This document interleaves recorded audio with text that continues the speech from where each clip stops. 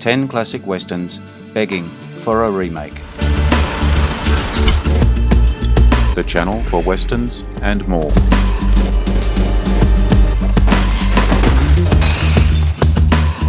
Down in the southeast corner of the valley, about 8 miles from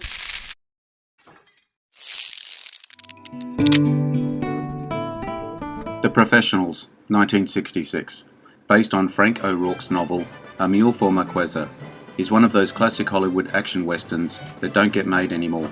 Stars Burt Lancaster, Lee Marvin, Robert Ryan and Woody Strode as a quartet of specialised mercenaries hired by millionaire J.W. Grant to rescue his wife, Maria, abducted and taken to Mexico by the notorious bandit, Raza, Jack Palance. Upon finding Maria, the team realised that Grant may have other motives. The Professionals wasn't the most innovative film, but at its heart, the movie has a great cast of characters with a different dynamic. I could see this playing out like a Western-style Ocean's 11.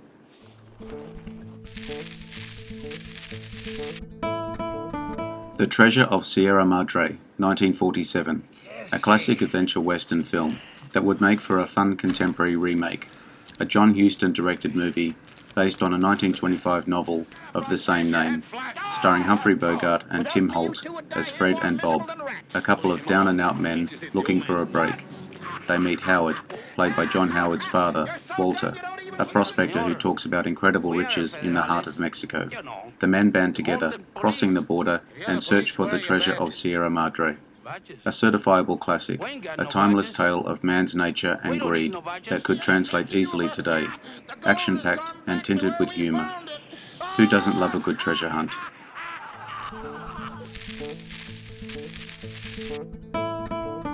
The Naked Spur, 1953. There is simplicity to the story that unfolds in Anthony Mann's 1953 western, The Naked Spur.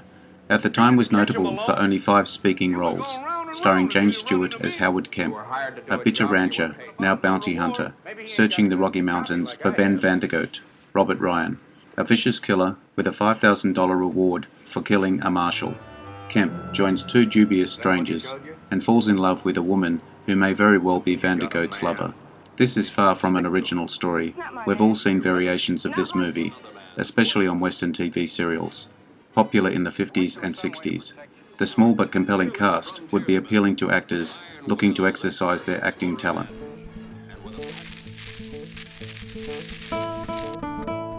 The Wild Bunch, 1969. Sam Peckinpah's The Wild Bunch is a classic in the genre, and purists would probably argue that this western doesn't need a new Hollywood remake. And you know what? They're probably right. But one can't help but imagine the possibilities.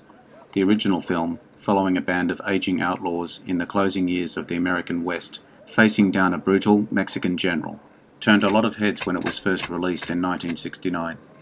Featuring explosive violence, gratuitous blood, and amoral protagonists. But the opportunity to assemble an ensemble cast of eclectic characters, like the 2016 remake of The Magnificent Seven, is perhaps the biggest attraction for the film. The most controversial aspects of the films aren't so controversial today. For a while there was a proposed remake set up by Warner Brothers. Mel Gibson was attached to direct and star in the film, alongside Michael Fassbender, Jamie Foxx, and Peter Dinklage. It currently appears to be stuck in development. Here's hoping that the remake starts up again.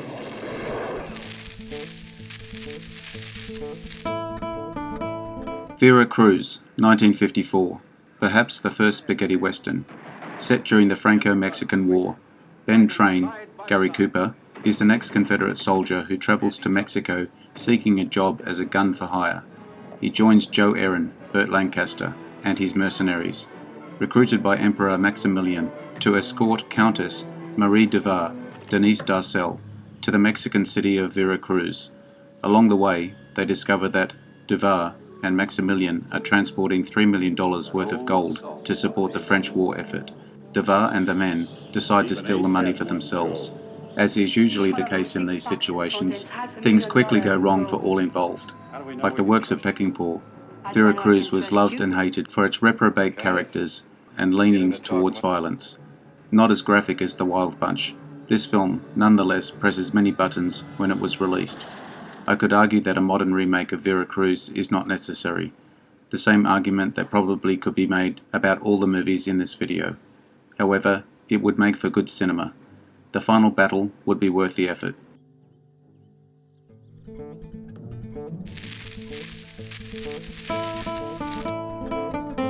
The Oxbow Incident, 1943.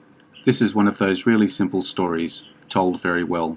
Stars Henry Fonda and Harry Morgan as Art and Gil, two cowboys that arrive in a small Nevada town just hours following the murder of a local rancher and theft of his cattle. The two men are initially suspected as the criminals. They clear their names by joining the posse formed to search for the actual perpetrators. The posse finds 3 men who they believe are responsible for the murder, but their guilt isn't obvious. The question is what to do with them. Take them into town to face justice, or lynch them there and then. There is a thoughtfulness to this film, themes of toxic masculinity and exploring the different virtues usually associated with the Wild West. A timeless story. These themes can be easily updated to fit the modern era. Read it to you. My dear wife, Mr. Davies will tell you what's happening here tonight. He's a good man and has done everything he can. The Great Silence, 1968, starring famous madman Klaus Kinski as a brutal killer. There's a lot to like about The Great Silence, Sergio Corbucci's Western. Conceived as a story inspired by the deaths of activists like Malcolm X and Che Guevara, takes place in Utah, 1898. Stars Jean-Louis Trintignant as Silence, a mute gunslinger who defends a group of outlaws from a band of bounty hunters, led by Kinski as Loco. When released, it was not well received, both critically and financially. Unlike some westerns that were released during this time, The Great Silence was very subversive, with a climax where the bad guys actually win. Despite beautiful cinematography, great acting, and memorable score, audiences just couldn't appreciate the cynical and bleak nature of the movie. The Great Silence eventually formed a cult following. In many ways, this movie was ahead of its time. The film's themes are timeless and could be easily adapted for a retelling. Quentin Tarantino took inspiration from this film and spaghetti westerns in general when filming Django Unchained and The Hateful Eight.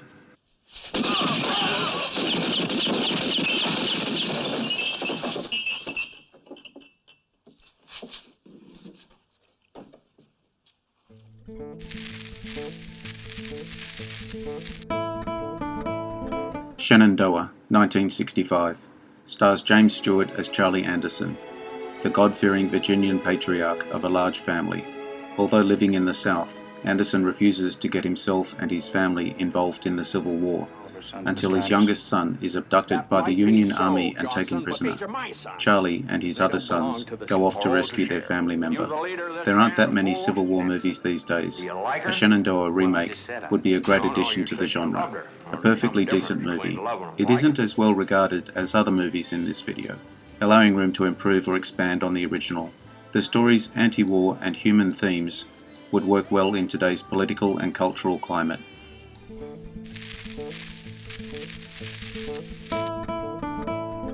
Major Dundee, 1965.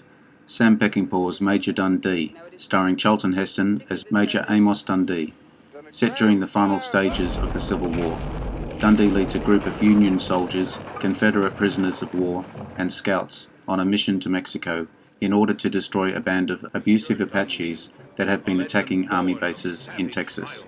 Like Peckinpah's other films, Major Dundee is a controversial and dark western, featuring Heston in a strong, larger-than-life role. Dundee is another movie that, upon release, was not well received. After poor test screenings, 13 minutes was cut from the film, resulting in huge plot holes. Over time, the movie has been restored to its original version and has garnered better reviews as a result. Not to say this movie can't be improved, especially the anti-war themes, with an updated remake. Play us a tune, son. Yes, sir. Forward! Ho! April. How the West Was Won, 1962. A true epic, broken into 5 chapters, directed by 3 different directors, George Marshall, Henry Hathaway, and John Ford. Filmed in 3 lenses Cinerama. a widescreen format that could be compared to IMAX, requiring 3 projectors to run. This was a major production, with a who's who of actors such as John Wayne, Debbie Reynolds, James Stewart, Henry Fonda, Lee J. Cobb, and Gregory Peck. Covers several decades of westward expansion, encompassing the gold rush, the Civil War, the railroad boom, and everything in between. Nominated for many awards when it was released, critics were actually somewhat unkind to it, despite appreciating the film's potential and spectacle. Critics believed it was a rather lifeless affair. The structure and audacious scale of how the West was won would be a perfect fit for an epic miniseries or even a television series, given the original film spanned over 50 years. There is a lot of material to cover and work with.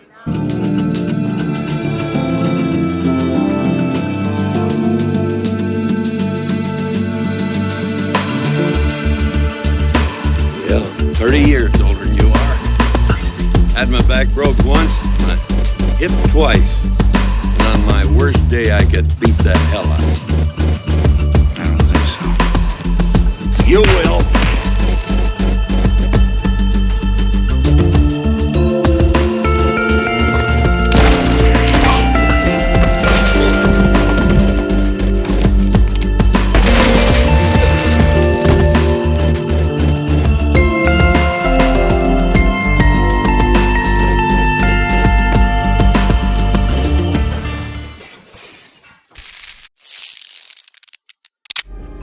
The channel for westerns and more.